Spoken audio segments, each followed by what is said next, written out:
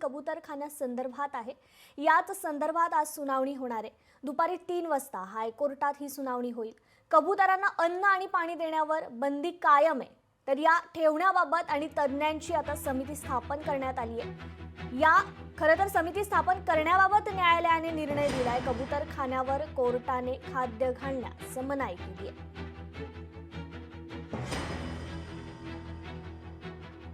या संदर्भात आपण अधिक जाणून घेणार आहोत। आपल्या प्रतिनिधी भाग्यश्री प्रधानाचार्य आपल्याशी जोडल्या गेलेल्या आहेत।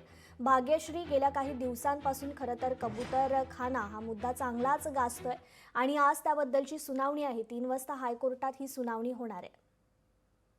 नक्कीच कृपा, आपण जर बघितलं तर कबूतरखाना हा मुद्दा तुम्ही म्हटलं तसाच चांगलाच गाजताना पाहायला मिळतोय।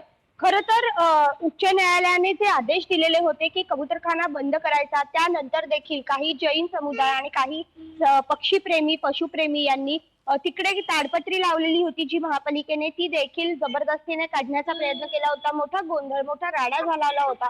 त्यानंतर देखील ऋषी जे जैन मुनी होते निलेश चंद्र, त्यांनी देखील एक स्टेटमेंट केलेलं होतं की आम्ही कोर्टाचा आदेश मानत नाही आणि आम्ही वेळ पडली तर शस्त्र देखील हातात घ्यायला कमी करणार नाही जर हे गोष्ट धर्माच्या विरुद्ध असेल। या सगळ्यानंतर एक मोठा गोंधळ तयार झालेला पाहायला मिळालेला होता। मात्र तिथे जे राहणारे मराठी रहिवासी आहेत त्यांना या कबुतरांचा मोठ्या प्रमाणात त्रास होतो, त्यामुळे अनेकांनी यावर याआधी देखील आवाज उठवलेला होता। इतकंच नव्हे तर डॉक्टरांचे अहवाल आलेले आहेत की कबुतरांमुळे नेमके काय काय आजार होऊ शकतात।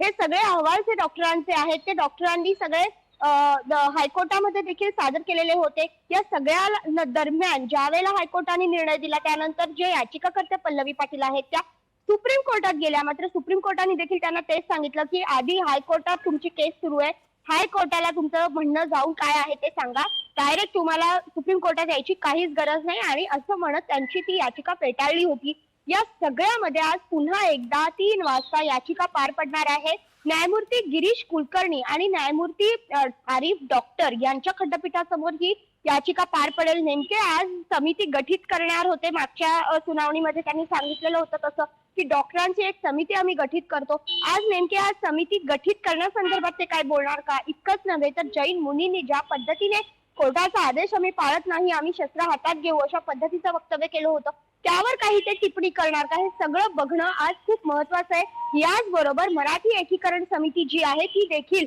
आज आंदोलनासाठी उतरणार आहे। खरं तर त्यांना जमावबंदीच्या नोटिसा दिलेल्या आहेत, मात्र तरी देखील आम्ही कबूतरखान्याला 10 वाजता येणारच अशा पद्धतीची भूमिका जी आहे ती मराठी आंदोलन एकीकरण समितीने घेतलेली पाहायला मिळते। कृपा, निश्चितच भाग्यश्री, खरं तर आज उपोषणाचा इशारा देखील जैन समाज बांधवांनी दिलेला आहे। याबद्दल काही अधिक अपडेट आहे का? याच पार्श्वभूमीवर आज खरं तर सुनावणी आहे आणि याच पार्श्वभूमीवर हा उपोषणाचा इशारा त्यांनी दिलाय। नक्कीच कृपा, आपण जर बघितलं तर जैन लोकांनी जो उपोषणाचा इशारा दिलेला आहे त्याआधी कोर्टाचा काय निर्णय येतोय ते आम्ही बघू आणि त्यानंतर जो काही जे काही ठरवायचंय ते ठरवू अशा पद्धतीचं देखील वक्तव्य त्यांनी केलेलं होतं। याचबरोबर ललित गांधी जे आहेत त्यांच्या अध्यक्षतेखाली जैन लोक एक बैठक घेणार आहेत आणि या बैठकीमध्ये काय ते ठरवतील अशा पद्धतीचं देखील सांगण्यात आलेलं आहे। त्यामुळे नेमकी ही बैठक कशी होतीये आणि हे सगळं होत असताना मराठी एकीकरण समिती कबूतरखान्याला धडकणार आहे।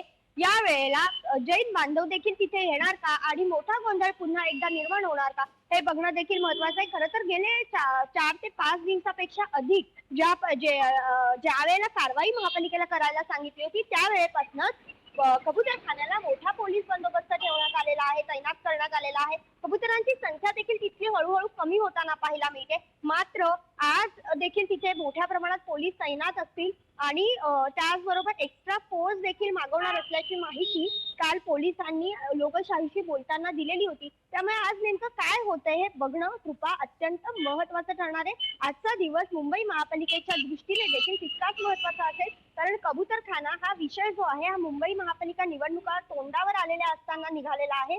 त्यामुळे मराठी वर्सेस जैन समुदायाचा एक विषय निघतोय का हे बघणं देखील तितकंच महत्वाचं ठरणार आहे। कृपा, निश्चितच भाग्यश्री, धन्यवाद तुम्ही दिलेल्या एकूणच सविस्तर माहितीबद्दल।